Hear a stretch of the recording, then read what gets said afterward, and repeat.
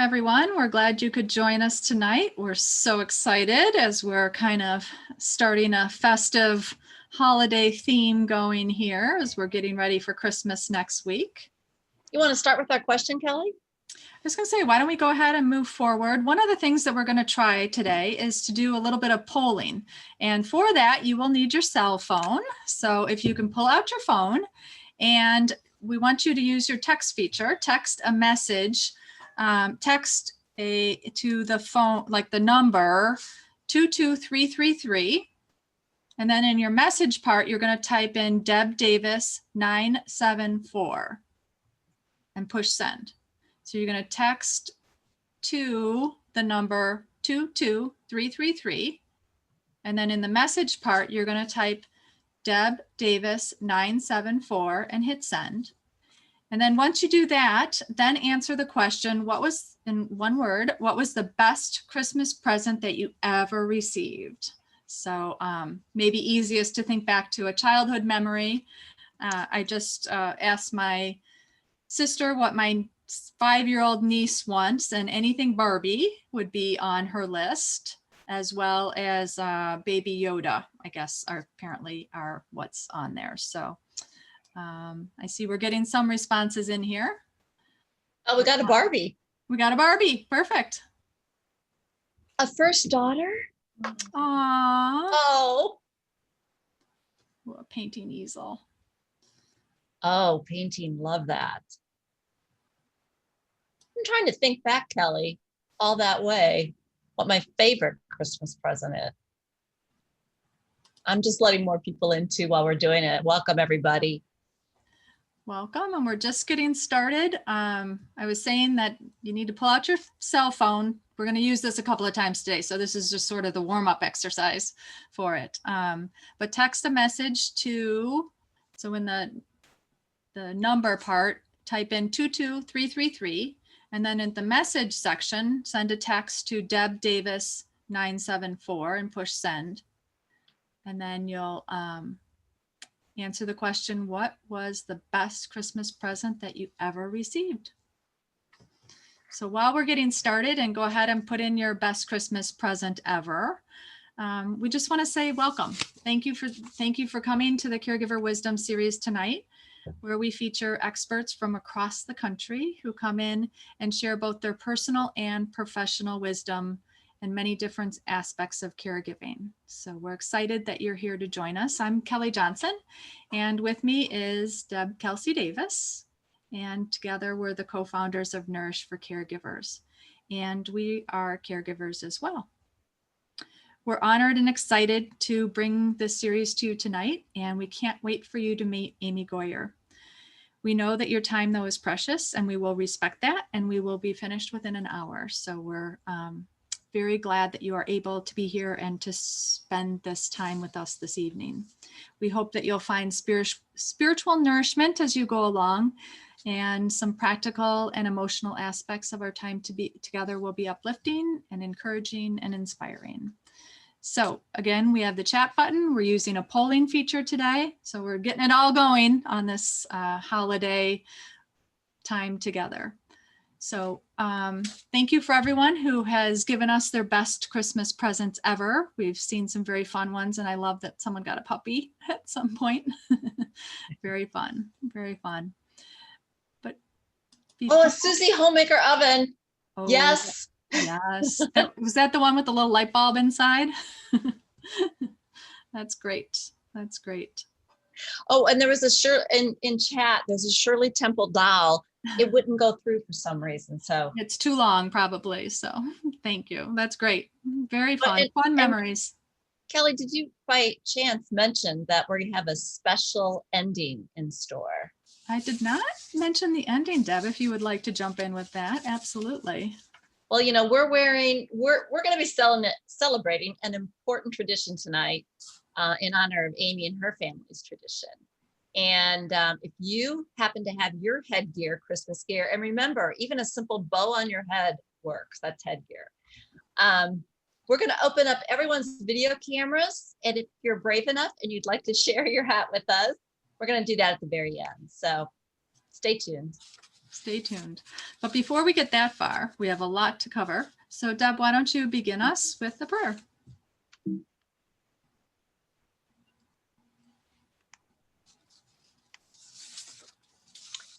Our prayer is based on Psalm 37, verse 3. Trust in the Lord and do good.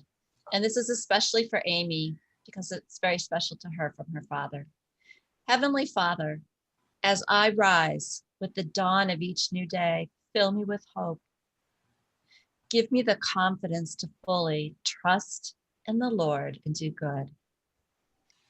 Refresh my weary body and help me remember today to trust in the Lord and do good. Help me more clearly see goodness in my caregiving today. May my focus be to trust in the Lord and to do good. Still my racing thoughts.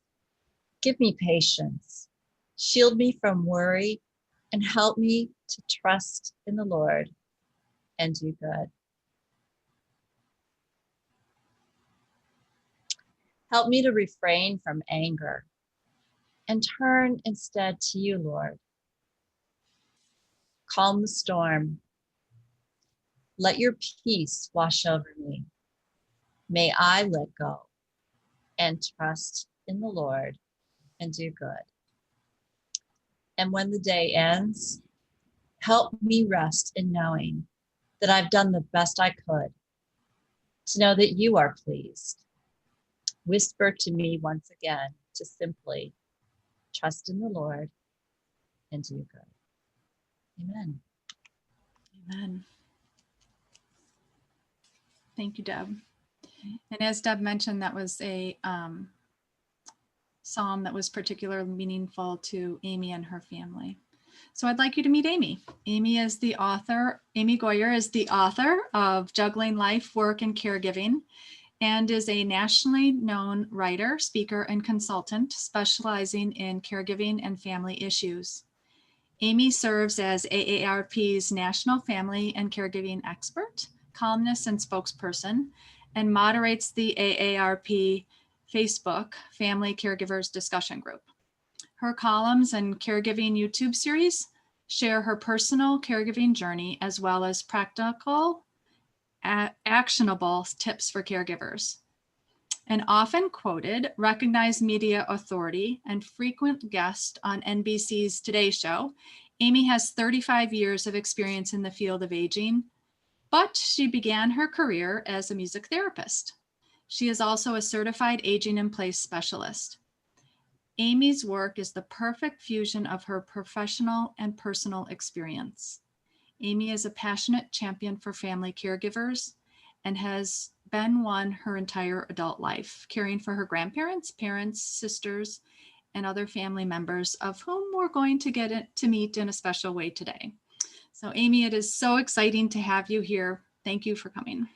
Thank you for having me. It's so nice to be here with all of you. As you see, I've got my Christmas on, my Christmas dress, my Christmas headgear as was shared, and you might get a glimpse of some of my other special Christmas headgears. You can see some in the picture here with my mom and dad. As was mentioned, it's kind of a tradition in our family. It's a crazy tradition, but my sisters and I'm one of 4 girls, and my oldest sister, bless her soul, really got started on this, and we all have we each would have sets of 4 of one type, so we all had the same ones on that day. We just collected them for years and years and years. So I'm excited to see what you guys might come up with. And as was mentioned, sometimes we just stick a bow on our heads. So, and I wanted to say thank you so much for that beautiful prayer. My dad, I remember one time saying, well, Dad, what we were talking about, I don't remember why we were talking about it, but I said, what was his favorite Bible verse? And he said, oh, I'll show you. Now, this was after he was diagnosed with Alzheimer's, and he went straight to his nightstand and got his Bible out, and it was marked in his Bible, and he opened it up, and there it was, Psalm 37. And he said, trust in the Lord and do good. And that was his thing. And in fact, he asked me to print it out for him. He said, I wish I had like a sign of that or something. I said, I can print that out for you, Dad. and I posted it on the wall in their apartment. They were at that point living in a senior community for a few years. And then when they moved back in the house with me, that came with us and was on the wall and really guided me. And he loved seeing it there, and it guided me through many, many years of caregiving. At any rate, I've lived really my entire adult life as a caregiver. The most intensive years were the past about 12 years, where I was caring for both parents and my sister. My dad had Alzheimer's, my mom had had a stroke and had a catastrophic fall, and I moved from Washington, D.C. out to Arizona to be closer to them so that I could really help with their care. And so they moved into a senior community. I moved into their house for about 3 years, and then they moved back in the house with me when they both needed 24-hour care, so I could provide more of the care. And I had some paid caregivers. My sister came when I was out of town for work, and then eventually she and her 2 sons moved to Arizona and moved in with us after my mom passed away. And my dad lived with me for 6 years. And my sister eventually moved next door into the house next door, which was perfect. And we, had Daddy at home until he passed away just about 2.5 years ago. And he was at home in his sleep. He had very advanced Alzheimer's at that point, but he was still mobile, still loved music. And we managed to find many moments of joy in our journey. So I hope to share some of the tips and the things that I've learned. I've been through many holidays as a caregiver, and I've also dealt with a lot of grief and loss. We lost my niece to suicide in 2012. We lost my mom a year later, my sister a year later, and then my dad 5 years later. So we've been through a lot, and I guess we all find our ways to bootstrap ourselves through it. So I want to share some things with you, but first I want to get a sense of where you guys are tonight. So we have another poll for you, and I believe, let's see, do I go to the next slide so they can see the poll with the question? I think that's what I'm doing. Okay, how are you feeling about the holidays this year? I want to kind of get a sense where you guys are. So are you feeling positive and hopeful? Are you feeling, that's A. If you're feeling a bit disappointed, then you should text B. Sad and depressed, C. There's a lot of anxiety about how to make the holidays happy. That would be D. So start putting in your messages there and see. I'm real curious to see what where most of you are landing. And the truth is, you might feel one way today and a different way tomorrow. So I get that. It might be that, for me, it's always kind of an up and down thing. But how are you feeling tonight? I guess that would have been the question.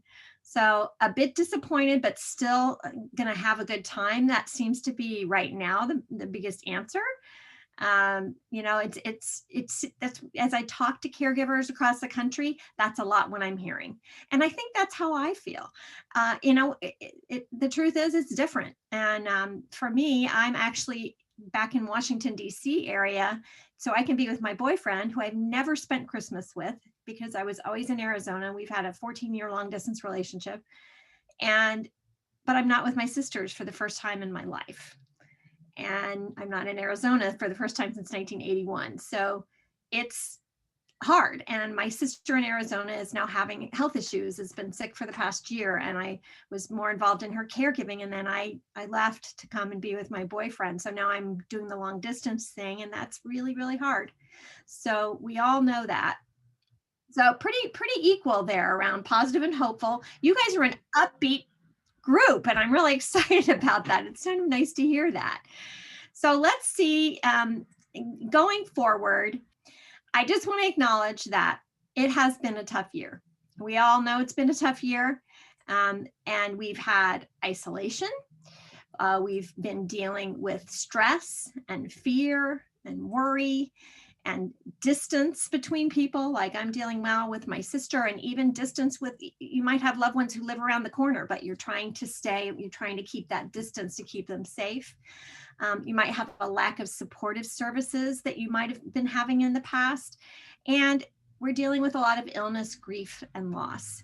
It really has been a tough year.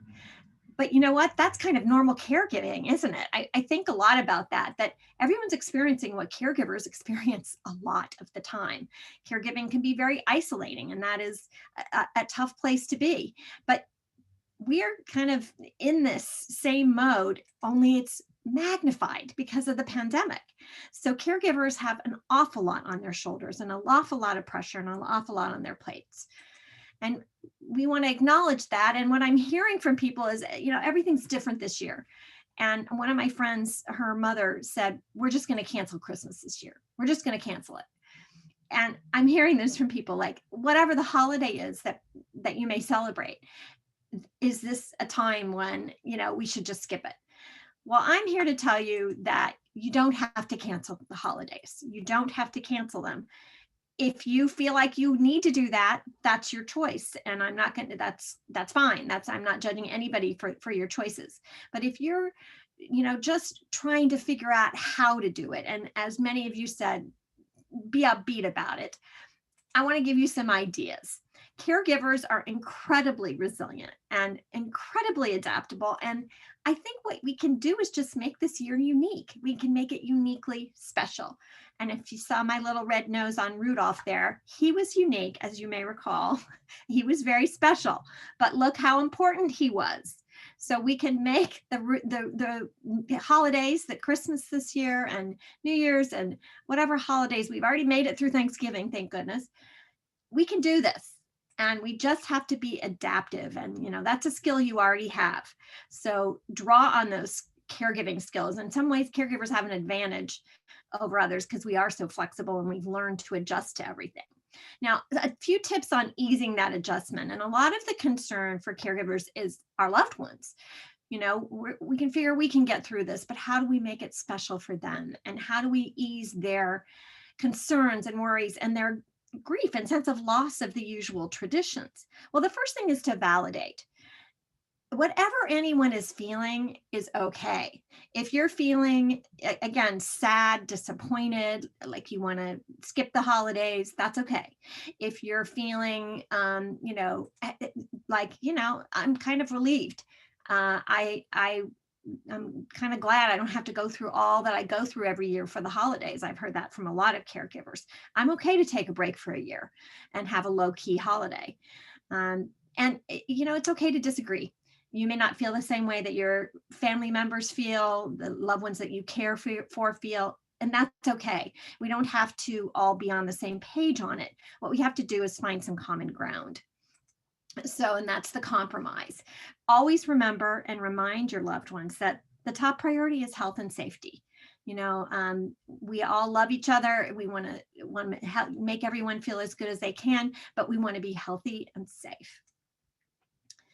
Now, above all, I think the most important things are what deep in your heart. This picture I'm sharing with you was my dad's had advanced Alzheimer's at this point, and he also had glaucoma and visual processing impairment from the Alzheimer's, and his vision was really suffering at this point. And my sister and I decorated the tree, and I was just feeling so sad because it was really the first year that Dad just didn't participate in that. And he was a really jolly guy, and it was just tough. But I went and got him, and I said, Dad, we're decorating the tree. And and then I had him sit down in a chair, kind of near the tree, but not too far. And then I went across the room to get some more ornaments. And I turned around and he was getting up out of the chair. Now, let me tell you, at this point, my dad never got up to go anywhere by himself. And I said, Dad, what are you doing? And I ran over and he said, well, I'm going to the tree, I guess. First of all, he wasn't talking a lot, at that time. So for him to say, I'm going to the Christmas tree, I guess. He said Christmas, I remember so clearly.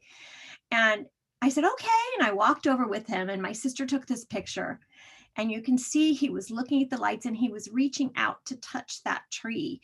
And he said, I want to do something. I want to put it on the tree, but I don't want to break it. And that meant he knew what you do with a Christmas tree. He knew it was Christmas. He knew that the Christmas ornaments were fragile, and he wanted to be careful.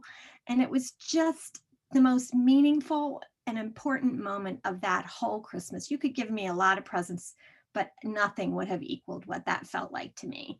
And so he put on some ornaments with my help, and then he went and he wanted to sit down right close to the tree. So I pulled his chair up so his knees were touching the tree, and he kind of liked to touch the ornaments, and he sat there, and it was right by the piano. So I played piano, and we sang Christmas songs together, and that's what it's all about. So I urge you to think about what is most important to you, what you can do this year. He couldn't do a lot of those things that year that were normal holiday activities for him, but he did that. He could do that. And what are the shared experiences you can have? That's what makes Christmas special, and what makes all the holidays really special for people is what we experience together. So how can you we had that shared moment, and it's still just about makes me cry because we were together, we were in that together so much, if you know what I mean. It was a connection, and it was a shared experience, and it brought so much meaning and so much joy. That was, of the whole Christmas, that was Christmas for him, and it was Christmas for me. So keeping those overall guidelines in mind, I want to share with you my top 10 holiday survival tips for caregivers. So I'm going to change my headgear for each one of these tips because I know you guys are dying to see all of my Christmas headgear. So here's number 2. And I don't have all of it here because some of it is in Arizona. All right, these are my little Christmas trees. Okay. So tip number 1, increase the contact.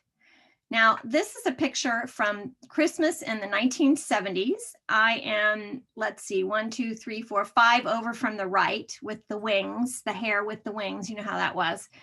And in this picture, both sets of my grandparents are with us. My mom and dad, my aunt, my 2 cousins, myself, and 2 of my sisters. My older sister wasn't there. But we had that big family gathering, and that's how we always did the holidays, especially Christmas. And we're not going to be able to do that this year. So many of us are not having those gatherings, and we would spend like the whole week together. And even then, as an adult, I'd go to Arizona, my sisters gather, we'd all gather at my parents' house, and we spend a week together.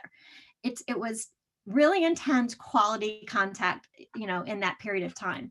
And we aren't going to be doing that this year. So we have to find other ways to have frequent contact to kind of make up for that. So I call it Operation Holidays 2020. We need to enlist our friends, our family, maybe some volunteers to increase that amount of contact and connection around the holidays for our loved ones. So, and for ourselves. It could be somebody in person coming in and doing a window visit, knocking on the door, having an outdoor visit, any way that you can, but it can also be done from a distance. And that, we can keep going all month, and remember that there's the post-holiday blues coming up. So even though we may feel like we've had the holiday blues all through the month, it's going to probably be another letdown after January. So think about keeping up some of these things you're going to be doing. We can use phone and video calls. Technology is our friend, and I'll talk about that some more later. Sharing photos. It's fun to just look at these old photos too. It's fun. I've been looking at a lot of old Christmas photos, and it's like I'm re-experiencing them, and it's helped me feel in the holiday spirit, even though I'm not with my family. Greeting cards, sending the greeting cards, asking others to send your loved ones greeting cards. And I know a caregiver whose brother lives in a memory care facility, and she got a whole bunch of greeting cards, Christmas cards, and addressed them to her brother and signed them from different people, friends, family, different people, gave them to the facility and said, give him one of these every day. So all the month, he's been getting at least 1 card a day, sometimes more. And that has helped him connect with, it's the holiday season and somebody cares about me, and there's a connection. And I thought that was so clever and so loving and giving of her. You can also send packages. These are all things that you can do throughout. And one of the things I suggest is if you're going to give somebody a robe and slippers and a nightgown for the holidays, send 3 different packages to them this year. Now we only have like a week, a little more than a week, 9 days till Christmas, I think it is. So now we're getting really a little bit up against time. So I don't know if you can do that, but you can keep that in mind because it's 3 surprises instead of 1. Number 2, avoid all or nothing thinking. This is that whole thing of, do we have to cancel the holidays this year? Well, we don't have to cancel the holidays. Here's my snowflakes. There's ways to adjust. And this picture I have here is the year that my dad was in the hospital for Christmas. And my family had to adapt. We had to adjust. We didn't cancel Christmas because Dad was in the hospital. We gathered in his hospital room, which was something that probably won't be happening this year, but we adapted in the ways that we could. We had our headgear on. We were holly jolly, and we gathered in his room, and we did the best we could to still make it a holiday and a Christmas together. We sang Christmas carols in the hospital, and we adapted. And the point is that you can adapt, and it can be different, but that doesn't mean it has to be bad. I have some very good memories of that Christmas together. Some tough ones too, but some good memories. Talk over what is important. What do you want to do? What are we gonna focus on in the next time that we have as the holidays are coming up? Instead of canceling, adapt. Some people are going all out this year, for example, on their holiday decorations because they're not doing much of anything else. They're not having the parties and the other things that they usually do. They're not going to church in person. They're finding other ways. So they may go all out with their outside decorations and, different things, or they're skipping pieces of things. I haven't sent holiday cards in years because as a caregiver, I just never had time to send Christmas cards. But this year, I'm actually making some photo cards. I haven't done that. And I don't know if I've ever done that. So find the things that you feel like you really want to go for this year. And then you can skip some things as well. Again, it can be a relief if you're not, doing it all. Surprises are always good. So try to keep that in mind. Anything that feels like a surprise, even if it's just the silliest little thing, can be fun. And part of that feeling of Christmas, I think in particular, is we want that feeling like when we were kids, that it's a special time and there's a surprise, there's anticipation. If you're looking at what Christmas is all about, the birth of the Christ child, that was like, oh my gosh, it was amazing. Well, that's what the surprises are about. So it doesn't have to be an expensive surprise. It doesn't have to be an in-person surprise. It can be just the tiniest little thing for someone to make them feel special. Choose easy things, but you can be festive and cozy. You can be festive with a little headgear. It doesn't have to be that much. Sometimes all I did for the holidays, especially when caregiving, was table linens. I put the Christmas tablecloths on and got some lights around and maybe some Christmas towels in the bathroom. You hang your greeting cards up and get a poinsettia and listen to Christmas music, and that feels Christmassy. So it doesn't have to be all or nothing. Okay, number 3, focus on the meaning. And I talked about a little bit about this with my dad. And in fact, I should wear this one because this was one of my sister's very favorite, as you can see in the picture. My sister Karen was the oldest, and she passed away in 2013. She had Cushing disease. So I was her caregiver, long distance. I was her power of attorney, and she was ill for so many years and had chronic pain. But oh my gosh, she had the Christmas spirit like no one you ever knew. She just loved it. And she was an incredible human being. She was a counselor and an addictions counselor and helped many, saved lives, over the years. But we had things that were especially meaningful to us. So as her life got smaller and she couldn't go out as much, she was isolated because of her illness. the things that were, it wouldn't have been Christmas to her without the headgear, honestly. She needed to have her little village with her houses out. She needed to have a Christmas tree. If the manger scene is the most important thing, what's most meaningful to you? And it's amazing when you talk with people, it's different for everyone. So everybody may love all the things, but maybe it's just certain things that are really the top of the list. So remember that there's meaning and comfort in the familiar. That's part of the routines and the traditions of the holidays, is that they bring comfort. It makes you feel like a warm hug. So what's the most important thing to do for your loved ones that will make them feel that way? What makes them feel the most fulfilled? If the cooking and annual cookie baking thing is the big thing, well, then find ways to adapt that and do it on video with people, or bake the cookies and send them. Or if the holiday music or the religious service is the key thing, then make sure your loved ones have that opportunity to listen to some holiday music. Whether there are so many concerts online now, free on YouTube. AARP has been having concerts on you can see most of them from the AARP Facebook page. You can, many of celebrities are giving free concerts on their Facebook pages or Instagram. You can also, of course, send them a smart speaker so they can say, Alexa, play Christmas music. That's one of the neat things that you can set up for them. But if you do, set it up for them before you send it. Decorations, again, if you can't get over to your loved one's house because you're trying to protect them and get all the decorations out of the attic, then send them something ready to go that they can put on the table, or decorate the outside of the home. A lot of people are doing that for their loved ones, even if they don't want to spend a prolonged period of time inside their homes. Food is a big thing. So you may look at ways to adapt that. For our family, when I was caregiving, I finally got to the point where I just ordered the meals in on the holidays. I got from the grocery store, except grandmother's green beans, because that was the most meaningful thing of a holiday dinner for me. It was what she always had at our holiday gatherings, and that was so important to me. So I would make that dish and get everything else brought in. So think about what's most meaningful when it comes to those meals. Gatherings are obviously one of the more important things for most families. So find ways to adapt that.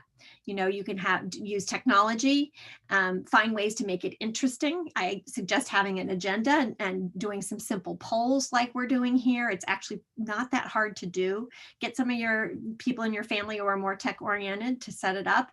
There are apps like House Party where you can actually have games that are built into the app so you can see each other and be playing trivia games and things like that. My family's done that. So find ways to adapt those gatherings. All right, we're going to do another poll.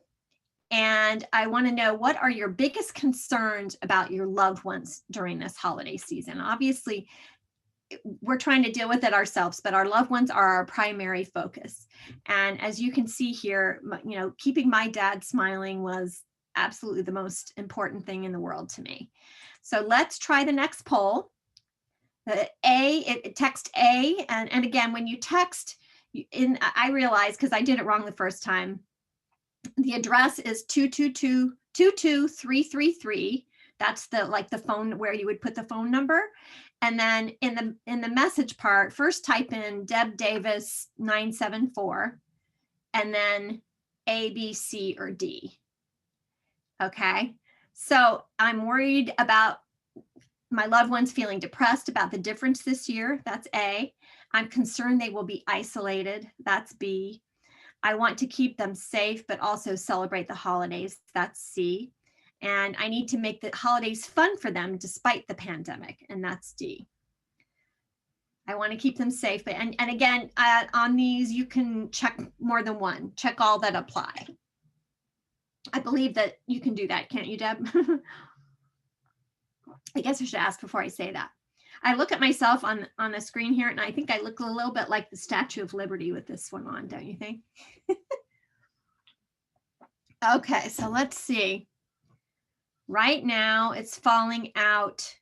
I want to keep them safe, but also celebrate the holidays. That's, of course, that's our top priority, always safe and healthy, right?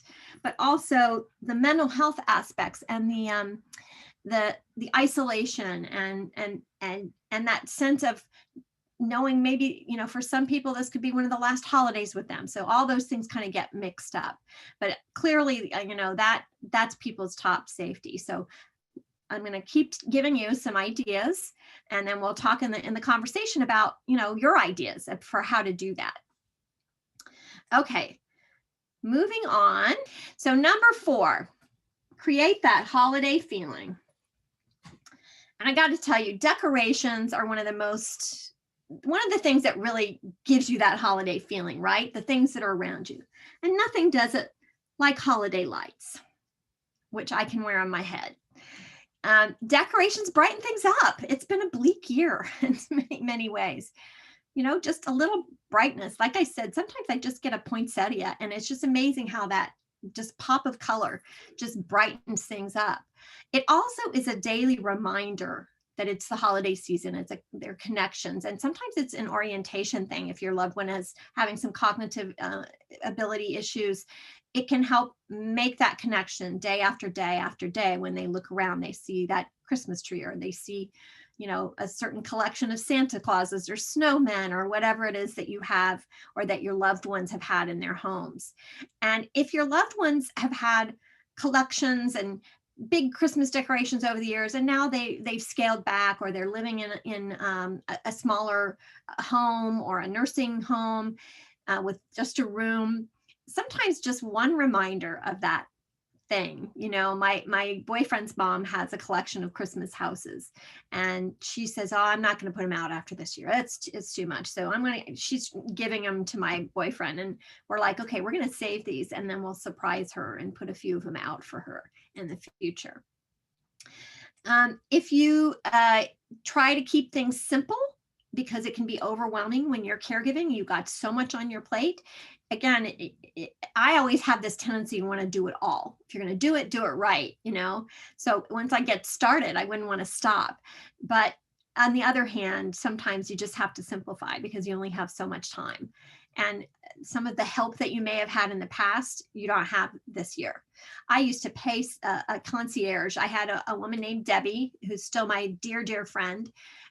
She saved my life when I first went to Arizona to help care for my parents. And she had a concierge service, and she would do things like run errands for me. She checked on my parents when I was out of town. And as their abilities and decrease in their needs got greater, she would check in and make sure that paid caregivers I had with them were doing what they were supposed to be doing. She would come and help me decorate for the holidays. So the two of us for 2 hours would do what I would have taken me 4 hours to do. And, I think she charged me $15 an hour. And I tell you, that $30 was the best money I ever spent, because it made me happy to look around and see those decorations. And more importantly, it made my parents happy. And I honored them, because they had always done such wonderful decorating. You can do things outside, as I said, if we need to focus on keeping, away from our loved ones. And if your loved one is in a facility, a lot of the facilities I'm hearing are being more flexible this year. They're letting people put up trees outside their windows of the nursing home or their assisted living facility. You can put lights out, or put fake snow in the windows, or hang ornaments, and anything that makes it feel more festive. So really, just ask, what can I do that would make my mom look out the window every day and know that I care, and that it's the holidays, and we're validating how she's feeling. You can share photos of your decorations. My sisters and I have been doing that. We can't see each other's stuff, so we're sending pictures and videos of everything we're doing. My sister is a good example here. As I mentioned, we lost my niece. She was only 19 years old, and we lost her to suicide. And I know it's one of the most difficult things that our family's ever been through, for sure, and especially obviously for my sister.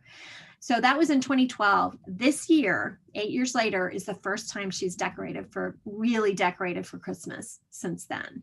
And I'm really, really proud of her, because she just decided this was the year she was going to do it. And she has really thrown herself into it. And I think she feels really good about it. but that's okay that she didn't do that for 8 years. She came to my house and enjoyed my decorations, and that was all right. So whatever feels comfortable to you. You can chat while you're decorating, get on the phone or video chat. And you can also, as I said, send ready display things. Always remember, when you're trying to create that holiday feeling, music is your best friend. And as was mentioned, I'm a music therapist originally, and I use music throughout the day, every single day, for my dad. And nothing sets the mood for him or for me. The mood, it helps you. I used to listen to Christmas music with my dad in the summertime, because if we were having a bad day, or he was grouchy, or I was tired or grouchy or whatever, we'd put on that Christmas music and both of us would perk up and we'd start singing. There's something special about what music can do for you. All right, number 5, taking it virtual. Now, as you know, technology, now this matches my top. I think this is pretty spectacular, don't you think? My sisters and I, have a lot of traditions around the holidays. This picture is Christmas morning, when we all got our matching pajamas and got our headgear on and made our lattes and sat on the back porch and have our coffee. And we used to do that before Daddy got up in the morning, or when Mom was with us, both of them, so that we could have our little sister time. And we can't do that this year, so we're going to be doing it virtually. And we are going to, they're in different time zones, which makes it more complicated, but we're going to figure it out. And I like to sleep in, so that's okay. And we'll just do the best we can. So find ways to take things virtual. And the truth is, my friends just did a virtual birthday party for me. My birthday was Thanksgiving Day, and it was a big birthday for me. And they surprised me with a virtual party. There were like 45 people on my Zoom birthday party.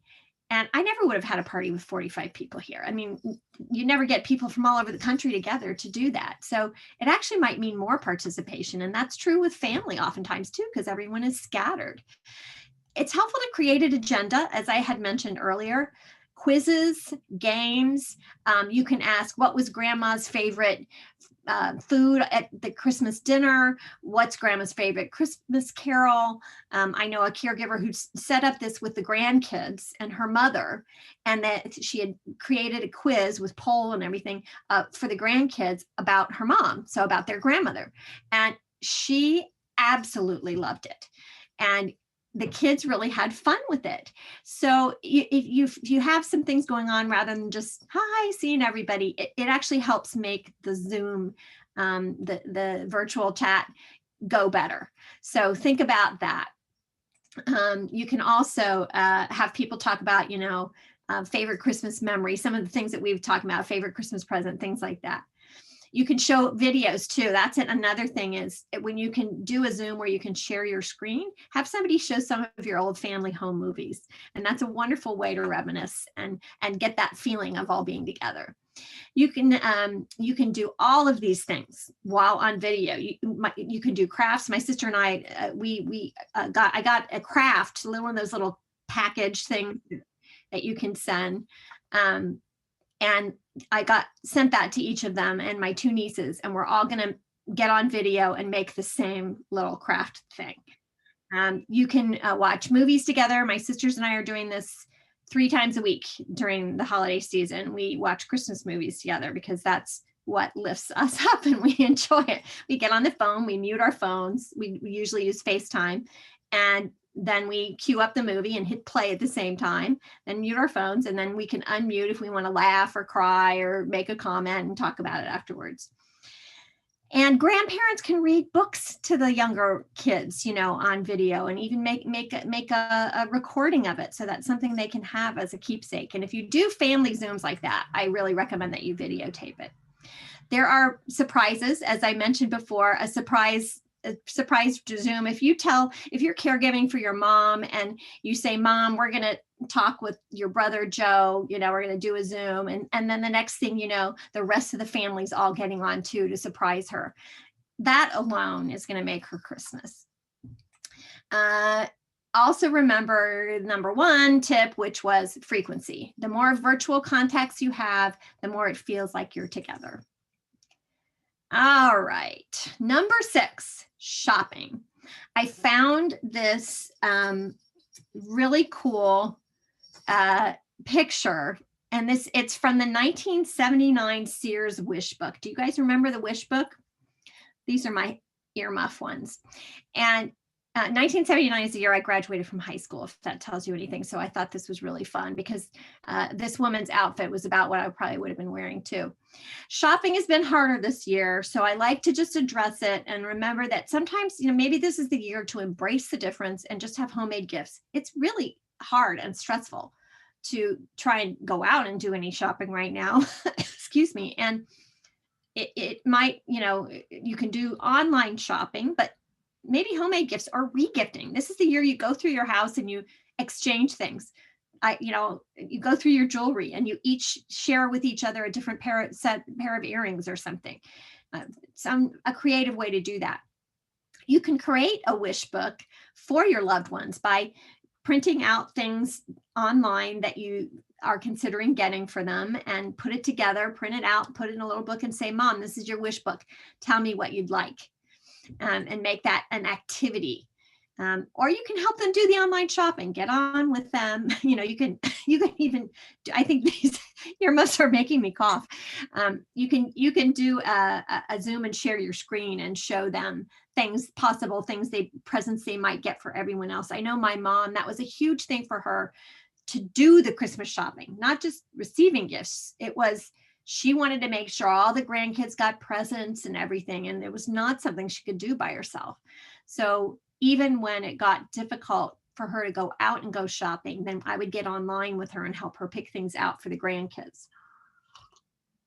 In addition, you can do a white elephant exchange, and then I know a family who always does a white elephant exchange, and that's where you get a gift that's kind of a funny gift or a joke gift or a silly gift or a really bad gift, and then you can exchange with each other. So now they're doing it on Zoom this year, and so they just drew names somehow, and then they shipped the presents to that person, and then they're going to get on Zoom and all open those, and then they can exchange them next year when they're all together. You can also just write a letter. A letter can be one of the most meaningful gifts ever. And just to write a letter about how someone feels and how you feel about someone and how important they are to you. You can also give task coupons, all the things that you can do for people, organize their photos, do an oral history, do a slideshow, yard work, housework. Some of us, especially who have parents who are living independently but are needing some help, this is the kind of thing that they could really appreciate. All right, number 7, start new traditions. Now, this is a tricky one because, almost everything is new this year, the way that we're doing it. This particular crown headgear that says Merry Christmas is one that I gave my oldest sister. And she was the one who started this tradition with the headgear. And the first time we did it, we didn't know it was going to be a tradition, but it became a tradition. And I think that's what's going to happen is things we're doing this year to adapt will become traditions in the future. Focus going forward instead of, kind of, again, on what we can do, not what we're missing. Holiday adaptations are creative. And I think we're all going to look back and think how creative we were this year. I've done some things with friends and family that I just never would have thought of if I hadn't had to do it because of the holidays. One of the caregiver who I told you was sending the card to her brother, she also was gathering and organizing some, 2 of her friends to try and do an outdoor party. So just the 3 of them, so they could be kind of distanced outside his window, and they were going to wear headgear and, and dance or just anything, play music as a little pop-up surprise party for him. It's just creative stuff. So is this what your to-do list looks like? This is what my to-do list generally looks like. It has everything on it. And over the holidays, we tend to put more pressure on ourselves. Even though I'm in a long distance caregiving situation this year, it's not the same or the intensity that I've had in past years. It's still I still am like finding like, okay, oh my gosh, 9 days till Christmas and I haven't mailed any Christmas packages yet, you know, because there's a lot of other things going on in my life. So I want you to remember that even if your to-do list says this, here's what I say. I can do anything, but I cannot do everything. See the difference? I can do anything. I've done things I never thought I would do as a caregiver, and I'm sure you have too. But I can't do everything. That's not realistic, right? In a very practical way, I have to seek and accept help. So what are some of the ways you can use help? You can have family and friends cook, do baking for your loved ones, send it, or drop things off, do a meal for you, you know, accept those gifts. People say, well, what can I get you for the holidays? Send me a meal. I would love that. Do shopping for you, go to the mail, go to the post office for you and ship things for you, do the yard work, shovel the snow. If you're in Arizona, they can water your plants for you. You know, there's other things that others can do, but you know, often we have to tell them specifically what to do. And even when we're exhausted and we don't want to do that, sometimes it's necessary. You can also get help in other ways, from the grocery store or from a local restaurant. As I mentioned, that was a huge relief for me. You know, the first year I said, okay, we're just going to do it. We're going to get our meal from the grocery store. We'll get our turkey and our ham and our, you know, whatever we're getting. Some prepared side dishes. Trader Joe's has some good little side dishes and packages. And you know what? It was a good meal and it was fine. Many of the restaurants right now are really hurting for business, and this is a perfect time to order a holiday meal from them. You can also get respite. There are caregivers out there who are telling me they're still having people come in their homes sometimes. You know, it's all very tricky and careful. So you have to make your own decisions, and please, please, please be safe. But the Arch Respite Locator is a great resource for you to go and see who is still providing respite, what kind of respite, what are the kinds of supports that you can get. You can also connect with other caregivers and get help from other caregivers doing like what you're doing tonight. We also have a Facebook group. AARP created the Family Caregivers Discussion Group on Facebook. Just go to Facebook, and here's the web address, but you can also just go to Facebook and and type in AARP Family Caregivers, and it'll come up, AARP Family Caregivers Discussion Group. We have almost 5,000 members at this point, and people are constantly posting their tips or saying, this is so hard for me, or sharing their joys and their triumphs. It's a remarkably supportive group and a remarkably positive and upbeat group. It's okay to go in there and complain and vent, but you'll always get lifted up by it. I'm very, very proud of this group.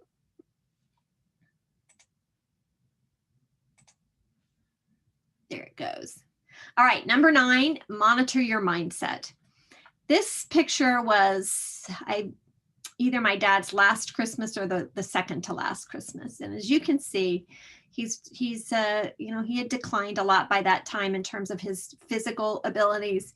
He was walking with 2 people then. We had to have one person on either side, or one of us would walk in front of him and he would hold on to a back brace belt that we would wear, and the other person would be behind him. We had all kinds of ways. But by gosh, as you can see, my sisters and I were decked out. And even my sister's little dog was decked out in his holiday outfit. We just decided to have a positive attitude about it and to still celebrate the holiday, even though our hearts were breaking as Daddy changed. That mindset is what builds our life. Our thoughts build our lives. So be aware of where you're operating from. Are you coming from fear? Are you coming from fatigue? Or are you coming from love? Good example I give of this is one time the lab messed up my mom's test, and I was on the phone with a woman trying to figure out what happened, and I was so angry and I was yelling at her, and that's just not me. Like, she put me on hold and I thought, what is wrong with me? This is not how I am. And I realized I was afraid. This is where I was coming from. I was coming from fear. My mom was sick. I didn't want her to get sicker. And I thought, okay, what would love do? And it was, okay, calm down, work it out. She got back on the phone. We worked it out.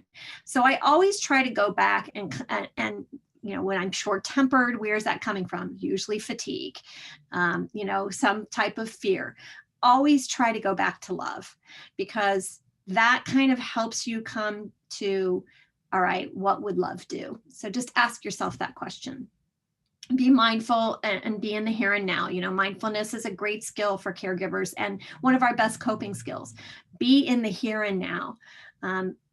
If we get too much on what we're missing of past holidays and the way things were, we tend to drag ourselves down. So what have we got now? What have we got in front of us now that's good? Release resentments.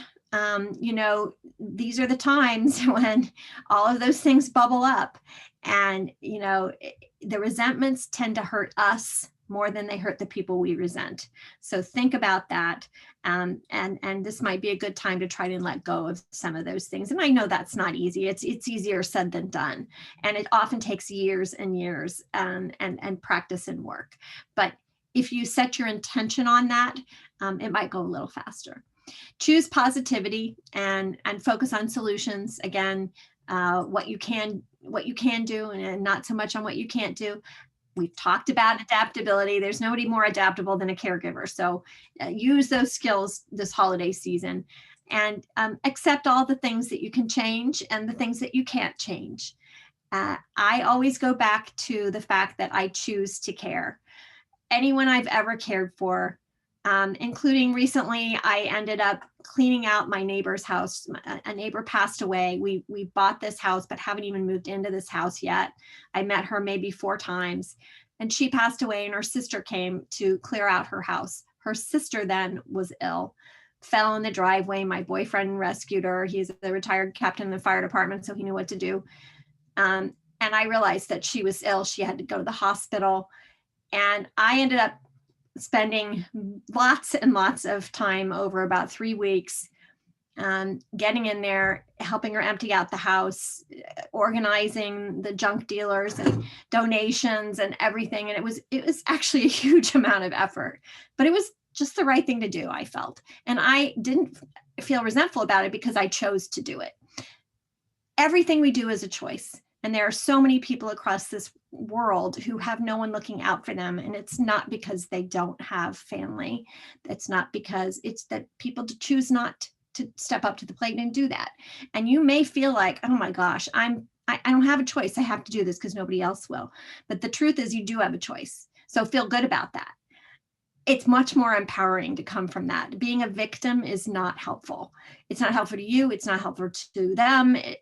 It does no good. But what it does do is drag you down.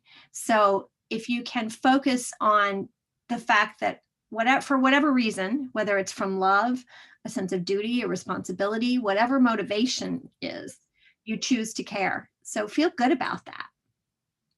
And remember that success is all the little things that you do, one by one, by one, by one, all the little bits, those things add up to being a successful caregiver and just being there and doing your best.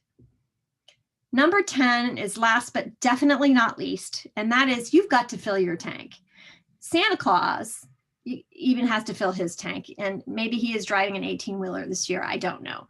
But Santa has to fill his tank, and so do you. And there are lots of different ways to fill our tanks. It might be milk and cookies. Hopefully we find healthy ways to fill our tanks. The way that I look at it is that I look at it like my car. And this really happened to me where I almost ran out of gas. And so I had to go, I went to the gas station. And once I filled up the car, I thought, my actually car runs better on a full tank of gas. So I realized I was expecting myself to run on empty and be just as efficient, which is ridiculous. It just wasn't practical. So when you start seeing these red flags, figure out that your tank is getting empty. And when these things are not going well, you're neglecting things, figure out a way to fill your tank a bit. It's not selfish. It's just practical. My sisters and I always make a point when we're together to get our nails done. That's one of the things we do to fill ourselves up. that's kind of a premium fill up for us. You can have quick fill ups, like just having a good cup of tea or coffee, right? And premium fill ups like you're doing tonight, being here with Deb and Kelly, and tune-ups, which are a little bit more of an effort and maybe time away from caregiving. And you can also have the routine maintenance, because routine maintenance is so important. And it's, eating right and your doctor's appointments, doing all those things on an ongoing basis. And I really want you to prioritize sleep. Sleep is probably my top priority is a routine maintenance thing. And this is Mr. Jackson. He was my dad's service dog. He was my very best friend and my partner in caregiving, and my dad's constant companion for 8 years. And boy, did he know how to relax. And I always look at this picture. Our animals really give us a lot of lessons, don't they, about how to do that. So remember to notice and create joy. That is our greatest survival skill. And there's so many ways to be joyful during this holiday season. Again, it's those little moments, those little things that you can do to be with each other and to notice them that are happening all around you. Remember what I said was most important. I'll always go back to that. What you can do, shared experiences, what's most meaningful. And I want to leave you with a little advice from my daddy. Can you hear it?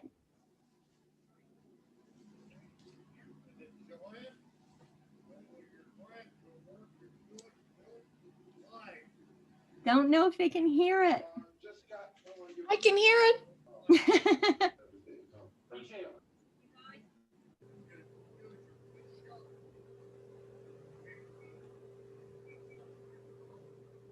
I'll tell you what, I have this video is on my YouTube channel.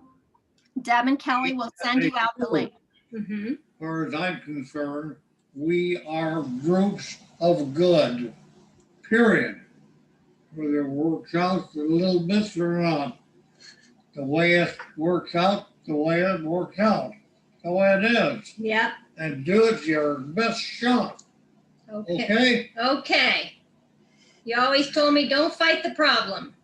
Okay, everybody agree? Everybody's agreed. All right.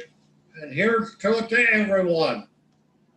And here's to all of you. And thank you so much for what you do for your loved ones. If you didn't hear the first thing he said, it was keep cool, but don't freeze. And that was my dad's motto. So always remember that. You gotta keep cool, but don't freeze. Okay. AARP has wonderful resources. We'll come back to these resources. The main thing for you to remember is the aarp.org/caregiving. And that's where you can reach so many fantastic resources from AARP for caregivers. And here's how you reach me. Well, thank you, Amy, so much.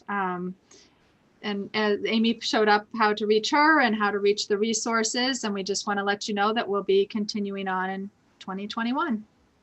Yes, we're going to be talking about how we who think of ourselves maybe broken because we're so fatigued. What Amy was talking about, actually that can be fixed. And we're going to talk about the antidote to that. So that's coming January 6th. And then we want to thank you all for being with us, not only this evening, but for this whole year with us, gaining the wisdom. And Amy, you're amazing. Thank you for helping us all get our headgear back on. Good. And we wanted to make everyone aware too that if you're on Santa's nice list, the book that Kelly and I wrote may also be something that you want to put in the stocking. But let's make sure if anyone out there is brave and would love to do so, turn your videos on and let's see who's out there and what your headgear looks like tonight. Oh, I can't wait to see. Oh my gosh! Oh, very nice. Very I nice. love it. I love it.